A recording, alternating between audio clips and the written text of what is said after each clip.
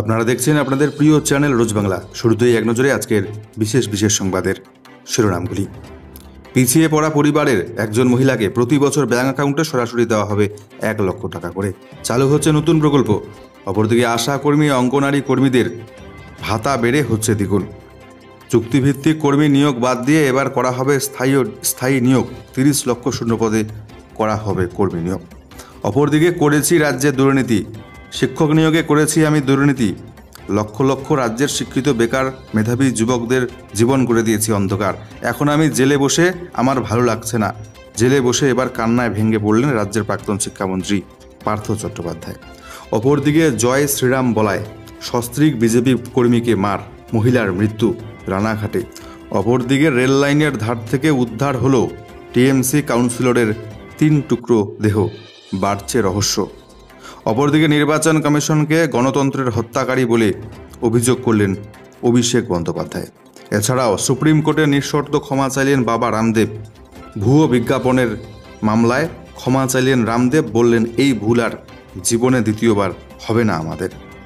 অপরদিকে পাকিস্তানের মাটিতে ঢুকে ভারত খতম করল 20 জন জঙ্গিকে। কী জানাচ্ছে বিষয়টি নিয়ে আমেরিকা, সেটাও জানাচ্ছি আপনাদেরকে। অপরদিকে ভোটের প্রচারে বেরিয়ে মহিলাদের একেবারে প্রকাশ্য রাস্তায় চুমু, পিঠে হাত বুলিয়ে দেওয়া।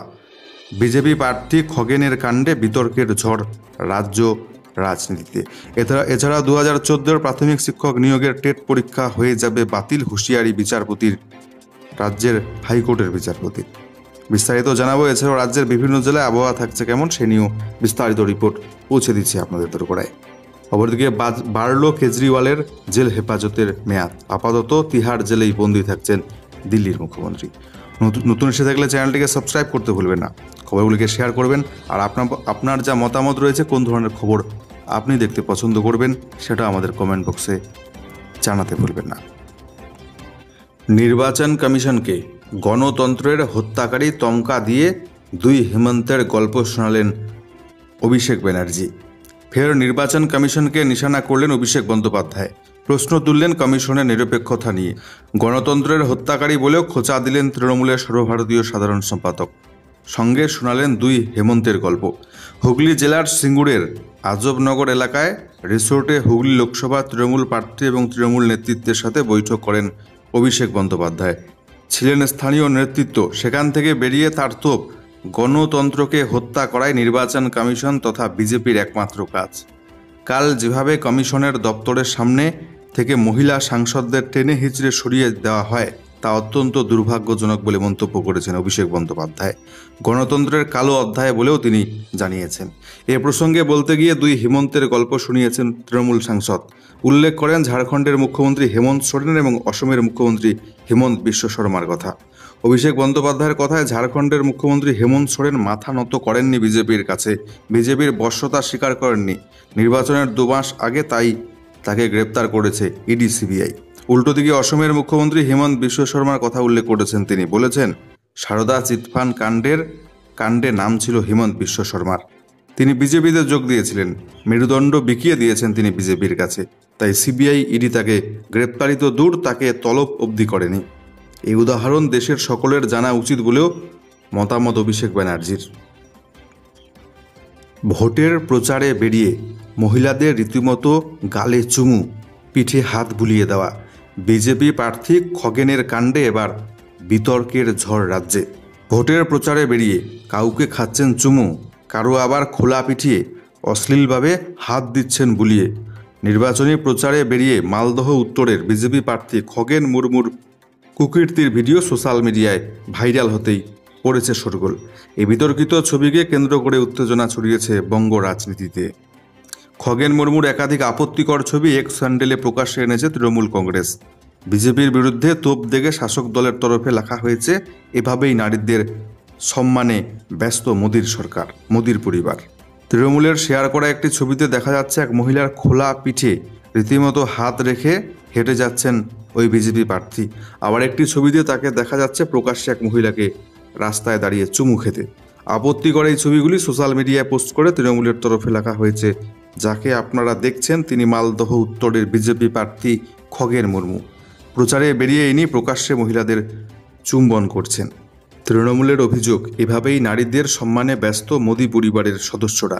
ভেবে দেখুন, ভাবতে থাকুন, এরা ক্ষমতা এলে কি করবে। পাকিস্তানের মাটিতে ঢুকে 20 জন জঙ্গিকে খতম করেছে ভারত। প্রকাশ্যে এলো তথ্য। পাকিস্তান লাগাতার ভারত এবং ভারতের গোয়েন্দা সংস্থা এর দিকে আঙ্গুল তুলেছে। ইসলামাবাদের দাবি, তাদের দেশে যে রহস্যময়ভাবে জঙ্গিদের হত্যা করা হচ্ছে এর নেপথ্যে রয়েছে একমাত্র ভারতের হাত। তবে এবার এ বিষয়ে মুখ খুলল মার্কিন যুক্তরাষ্ট্র। প্রসঙ্গত কয়েকদিন আগেই ব্রিটিশ সংবাদপত্র দ্য গার্ডিয়ানের একটি রিপোর্টে দাবি করা হয়েছিল ভারতীয় গুপ্তচর সংস্থা পাকিস্তানে অভিযান চালিয়ে 20 জনের মতো পাক জঙ্গিকে রীতিমতো খতম করেছে। এই রিপোর্টের পরিপ্রেক্ষিতে এবার আমেরিকার প্রতিক্রিয়া চাওয়া হয়। পাকিস্তানের এই রহস্যময় জঙ্গি দমন নিয়ে প্রশ্ন করা হলে মার্কিন বিদেশ দপ্তরের মুখপাত্র ম্যাথিউ মিলার গতকাল বলেছেন, আমরা এই মিডিয়া রিপোর্টগুলি দেখেছি। এই অভিযোগের পরিপ্রেক্ষিতে আমাদের এখন কিছু বলার নেই। আমরা এর মধ্যে নাক গলাতে চাই না। তবে আমরা উভয় পক্ষকেই আলোচনার মাধ্যমে সমস্ত সমস্যা মেটাবার আহ্বান জানাচ্ছি। অপরদিকে সুপ্রিম কোর্টে নিঃশর্ত ক্ষমা প্রার্থনা করলেন বাবা রামদেব। বললেন, এই ভুল আর কখনোই দ্বিতীয়বার করব না আমরা। সুপ্রিম কোর্টের কাছে নিঃশর্ত ক্ষমা চাইলেন যোগগুরু রামদেব। তিনি একানন পতঞ্জলির ম্যানেজিং ডিরেক্টর তথা রামদেবের সহযোগী আচার্য বালকৃষ্ণ শীর্ষ আদালতে হলফনামা দাখিল করে নিঃশর্ত ক্ষমা চেয়েছেন। পাশাপাশি রামদেব জানিয়েছেন, তারা আদালতকে আশ্বস্ত করতে চায় যে এই ভুলটা তারা আর কখনোই কোনোভাবেই দ্বিতীয়বার করবেন না। প্রসঙ্গত, অসত্য বিজ্ঞাপন মামলায় বারবার সুপ্রিম কোর্টের তোপের মুখে পড়তে হয়েছে বাবা রামদেব এবং তার সংস্থা পতঞ্জলিকে। আদালতের নির্দেশ অমান্য করার অভিযোগও উঠেছিল রামদেবের বিরুদ্ধে। প্রসঙ্গত আপনাদেরকে জানিয়ে রাখি, বাবা রামদেবের সংস্থা পতঞ্জলির বিরুদ্ধে মামলা করেছিল ইন্ডিয়ান মেডিকেল অ্যাসোসিয়েশন IM। এর অভিযোগ ছিল পতঞ্জলির বেশ কয়েকটি বিজ্ঞাপনে অ্যালোপ্যাথি চিকিৎসা এবং চিকিৎসকদের অসম্মান করা হয়েছিল। বিজ্ঞাপনের মাধ্যমে সাধারণ জনগণকে বিভ্রান্ত করবার অভিযোগও আনা হয়েছিল পতঞ্জলি সংস্থার বিরুদ্ধে। অভিযোগ ছিল, কোভিড প্রতিরোধী না হওয়া সত্ত্বেও শুধু করোনিল কিট বিক্রি করেই 250 কোটি টাকার বেশি মুনাফা করেছিল রামদেবের পতঞ্জলি সংস্থা। আর তার জন্য বিভ্রান্তিকর এবং মিথ্যা বিজ্ঞাপনী প্রচার চালানো হয়েছিল বলে অভিযোগ ছিল IMDর। গত বছরের নভেম্বরে মামলাটির শুনানির সময় সুপ্রিম কোর্ট তার পর্যবেক্ষণে জানিয়েছিল, বিভ্রান্তিকর এবং মিথ্যা বিজ্ঞাপনী প্রচার বন্ধ না করলে পতঞ্জলি আয়ুর্বেদ সংস্থাকে জরিমানার মুখে পড়তে হবে। ইতিমধ্যে ফেব্রুয়ারি মাসে শীর্ষ আদালত পতঞ্জলিকে সমস্ত বৈদ্যুতিন মাধ্যমে এবং সংবাদপত্রে সমস্ত মিথ্যা বিজ্ঞাপন বন্ধ করার নির্দেশ দিয়েছিল। চরম বিপাকে পড়লেন দিল্লির মুখ্যমন্ত্রী অরবিন্দ কেজরিওয়ালের বাড়ল অস্বস্তি। আপাতত 15 এপ্রিল পর্যন্ত থাকতেই হবে জেল হেফাজতে। অস্বস্তি বজায় রইল কেজরিওয়ালের। মঙ্গলবার দিল্লি হাইকোর্ট জানিয়ে দিল, জেলেই থাকতে হচ্ছে তাকে। আবগারি দুর্নীতি মামলায় 21শে মার্চ তাকে গ্রেপ্তার করেছিল কেন্দ্রীয় এজেন্সি। তবে তিনি এখনই ছাড়া পাচ্ছেন না। কেজরিওয়ালকে ইতিমধ্যেই কিংপিন বলে অভিহিত করেছে এনফোর্সমেন্ট ডিরেক্টরেট। তিহার জেলে 15 এপ্রিল পর্যন্ত তাকে আপাতত থাকতে হবে বলে এদিন জানিয়েছে আদালত। এদিন ফের ইডির গ্রেপ্তারির বিপক্ষে সওয়াল করেন কেজরিওয়ালের আইনজীবী। তবে আদালত এক বাক্যে তা খারিজ করে দেয়। এদিন ইডির পক্ষ থেকে বলা হয়, জেরায় সহযোগিতা করছেন না অরবিন্দ কেজরিওয়াল। ফলে ফের তিহার জেলের মেয়াদ বাড়ল দিল্লির মুখ্যমন্ত্রীর। অপরদিকে রেল লাইনের ধারে পড়ে প্রাক্তন টিএমসি কাউন্সিলরের দেহ, 3 টুকরো দেহ মিলল। বাড়ছে জল্পনা, বাড়ছে রহস্য। ভোটের মুখে প্রাক্তন তৃণমূল কাউন্সিলরের 3 টুকরো দেহ হলো উদ্ধার। মঙ্গলবার মালদহের গাজলের রেল লাইনের ধার থেকে উদ্ধার হয়েছে ব্যক্তির দেহাংশ। জানা গিয়েছে, তিনি বালুরঘাট শহরের 24 নম্বর ওয়ার্ডের প্রাক্তন তৃণমূল কাউন্সিলর। তার মৃত্যুর কারণ ঘিরে ইতিমধ্যে রহস্য দানা বেঁধেছে। স্থানীয় সূত্রে জানা গিয়েছে, বালুরঘাট শহরের 24 নম্বর ওয়ার্ডের কাউন্সিলর ছিলেন দেবজিৎ রঞ্জন রুদ্র। 2013 থেকে 2018 পর্যন্ত কাউন্সিলর ছিলেন তিনি। শুধু কাউন্সিলর নয়, চেয়ারম্যান বোর্ডের সদস্যও ছিলেন তিনি। পরিবারের তরফে জানানো হয়েছে, রোজকার মতো সোমবার সকালেও প্রাতঃভ্রমণে বেরিয়েছিলেন তিনি, কিন্তু আর বাড়ি ফেরেননি দেবজিৎ রঞ্জন। তারপরেই নিখোঁজ ডায়েরি করেছিল পরিবার। অবশেষে মিলল 3 টুকরো মৃতদেহ। যেহেতু তিনি রাজনীতি করতেন, তাই এই ঘটনার পেছনে রাজনৈতিক কারণ থাকতে পারে বলে সন্দেহ তার স্ত্রীর। জয় শ্রীরাম বলার জন্যে কঠোর শাস্তি, সস্ত্রীক বিজেপি কর্মীকে ব্যাপক মারধর। দুষ্কৃতীদের অত্যাচারের মৃত্যু হলো রানাঘাটের এক মহিলার। জয় শ্রীরাম বলায় বিজেপি কর্মী এবং তার স্ত্রীকে ব্যাপক মারধরের অভিযোগ তৃণমূল আশ্রিত দুষ্কৃতীদের বিরুদ্ধে। মারধরের জেরে মহিলার মৃত্যু হয়েছে বলে অভিযোগ। ঘটনাকে কেন্দ্র করে ব্যাপক উত্তেজনা নদিয়া রানাঘাটে। বিজেপি প্রার্থী জগন্নাথ সরকারের দাবি, জয় শ্রীরাম বলার কারণেই এই হামলা করেছে তৃণমূল আশ্রিত দুষ্কৃতীরা। যদিও অভিযোগ মানতে নারাজ তৃণমূল। নদিয়া রানাঘাট থানার পায়রাডাঙ্গা এলাকার বাসিন্দা সুবল এবং অঞ্জলি কর্মকার। কোনো রকমে চেয়ে চিনতে চলত সংসার। অভিযোগ, রবিবার রাতে তাদের বাড়িতে চড়াও হয় তৃণমূল আশ্রিত দুষ্কৃতীরা। বেধড়ক মারধর করা হয় দম্পতিকে। প্রতিবেশীরা টের পাওয়া মাত্র রক্তাক্ত অবস্থায় ওই দম্পতিকে উদ্ধার করে নিয়ে যাওয়া হয় রানাঘাট হাসপাতালে। সেখানে চিকিৎসকরা অঞ্জলি কর্মকারকে মৃত বলে ঘোষণা করেছেন। গুরুতর আহত মহিলার স্বামী সুবল কর্মকার। বর্তমানে তিনি রানাঘাট হাসপাতালে চিকিৎসাধীন রয়েছেন। এই ঘটনার তদন্ত শুরু করে ইতিমধ্যে 3 জনকে গ্রেপ্তার করেছে রানাঘাট থানার পুলিশ। এদিন রানাঘাট লোকসভা কেন্দ্রের বিজেপি প্রার্থী জগন্নাথ সরকার বিস্ফোরক দাবি করেন। বলেন, আক্রান্ত সুবল সরকার বিজেপি কর্মী। জয় শ্রীরাম বলার কারণেই নাকি তার ওপর হামলা চালানো হয়েছে বলে দাবি বিজেপি প্রার্থীর। দুর্নীতি করেছি রাজ্যের শিক্ষক নিয়োগে। বাংলার শিক্ষা ব্যবস্থাকে লজ্জার মুখে ফেলে দিয়েছি আমি। বাংলার লক্ষ লক্ষ বেকার মেধাবী যুবক যুবতীদের জীবন অন্ধকার করে দিয়েছি আমি। কিন্তু এখন আমার জেলে একটুও ভালো লাগছে না। কান্নায় ভেঙে পড়লেন রাজ্যের প্রাক্তন শিক্ষামন্ত্রী পার্থ চট্টোপাধ্যায়। রবিবার বিকেল গড়িয়ে সন্ধ্যা নামছে। জেলের বিভিন্ন সেলে বন্দীদের গুনতি নিয়ে খোঁজখবর নিচ্ছেন কারারক্ষীরা। আচমকায় প্রাক্তন শিক্ষামন্ত্রী পার্থ চট্টোপাধ্যায়ের সেল থেকে কান্নার শব্দ শুনতে পান কয়েকজন কারারক্ষী। জেল সূত্রে খবর, তারা গিয়ে পার্থ চট্টোপাধ্যায়কে জিজ্ঞাসা করেন, আপনার কি কিছু হয়েছে? উত্তরে শিক্ষক নিয়োগ দুর্নীতি মামলায় অভিযুক্ত রাজ্যের প্রাক্তন মন্ত্রী চোখের জল মুছতে মুছতে বলেন, জেলের ভেতর থাকতে আমার আর একদণ্ড ভালোই লাগছে না। এখানে আমি হাঁপিয়ে উঠছি। জেলকর্মীরা তাকে শান্ত হতে অনুরোধ করেন। এরপরেই ফের কয়েকজন কারারক্ষীকে লক্ষ্য করে তিনি বলেন, এইভাবে কতদিন আর জেলে কাটাতে হবে কে জানে।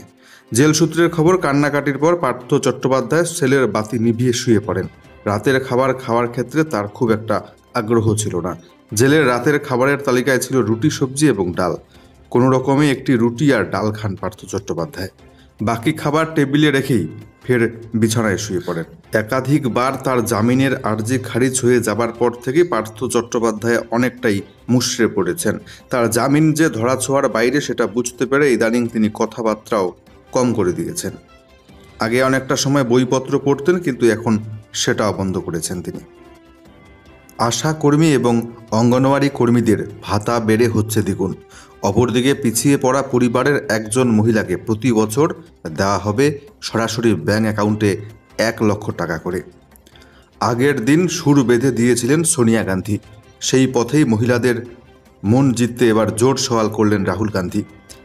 কংগ্রেস ক্ষমতা এলে তপশিলি জাতি, তপশিলি উপজাতি এবং পিছিয়ে পড়া সম্প্রদায়ের মহিলাদের পরিবার পিছু বছরে সরাসরি ব্যাংক অ্যাকাউন্টে 1 লক্ষ টাকা করে দেওয়া হবে বলে প্রতিশ্রুতি দিলেন রাহুল গান্ধী।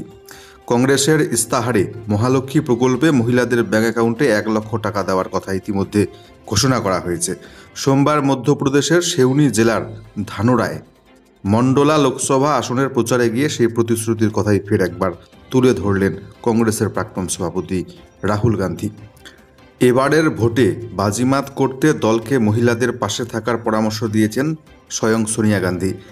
এবার লোকসভা নির্বাচনে মহিলা ভোটার সংখ্যা দেশ জুড়ে 47,15,41,000।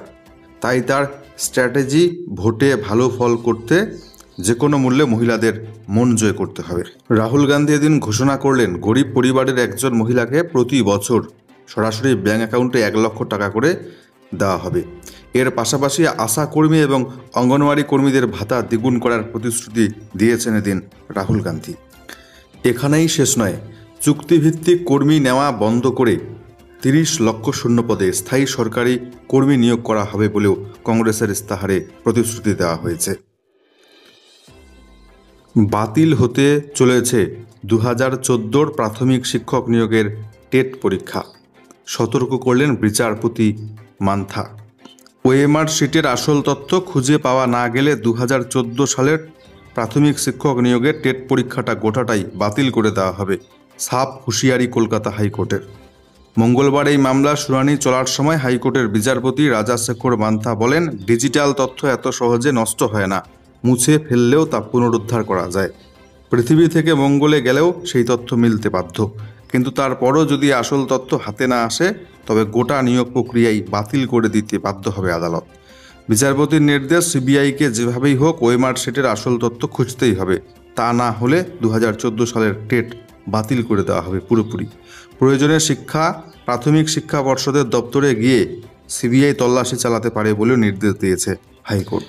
2014 সালের টেটে কারচুপি হয়েছে বলে অভিযোগ করেছিলেন রাহুল চক্রবর্তী সহ কয়েকজন চাকুরি প্রার্থী। হাইকোর্টে করেছেন মামলা। মঙ্গলবার সংশ্লিষ্ট মামলাতে সিবিআইকে বিচারপতির নির্দেশ, আসল ওএমআর শিটের স্ক্যান কপি খুঁজে বার করতেই হবে। যদি সেটি না পাওয়া যায় তবে পুরো প্যানেল বাদ দেওয়া হবে বলে সতর্ক করে দিয়েছেন বিচারপতি। যেতে যেতে এক নজরে রাজ্যের ওয়েদার রিপোর্টটি আমরা দেখে নিচ্ছি। নজর থাকতে শুরুতেই উত্তরবঙ্গের জেলাগুলির দিকে। আজকে উত্তরবঙ্গের 5টি জেলা দার্জিলিং, জলপাইগুড়ি, কালিম্পং, আলিপুরদুয়ার, কোচবিহার, এই 5টি জেলায় বিক্ষিপ্তভাবে হালকা বৃষ্টি, তার সাথে বজ্রপাতের সম্ভাবনা। উত্তর এবং দক্ষিণ দিনাজপুর, মালদা জেলার আবহাওয়া আজকে শুকনো থাকবে বলে জানাচ্ছে আবহাওয়া দপ্তর। আজকে দার্জিলিং, জলপাইগুড়ি, কালিম্পং, আলিপুরদুয়ার এছাড়াও কোচবিহার জেলার 2-1টি জায়গায় কালবৈশাখীর সম্ভাবনাও থাকছে। অপরদিকে আজকে দক্ষিণবঙ্গের উত্তর এবং দক্ষিণ 24 পরগনা, পূর্ব মেদিনীপুর এছাড়াও ঝাড়গ্রাম, পশ্চিম মেদিনীপুর এই জেলাগুলিতে সামান্য পরিমাণ হালকা বৃষ্টিপাত হতে পারে, বিক্ষিপ্ত হবে। এই জেলাগুলি বাদ দিয়ে বাকি দক্ষিণবঙ্গের জেলাগুলিতে আবহাওয়া আজকে পুরোপুরি শুকনোই থাকবে বলে জানিয়েছে আবহাওয়া দপ্তর। আপাতত আজকে কালবৈশাখীর কোনো পূর্বাভাস দক্ষিণবঙ্গের কোনো জেলার জন্য দেয়নি আবহাওয়া দপ্তর। আজকের আমাদের খবরগুলি এই পর্যন্তই। দেখা হচ্ছে পরবর্তী খবর নিয়ে। সেই পর্যন্ত ভালো থাকবেন, সুস্থ থাকবেন।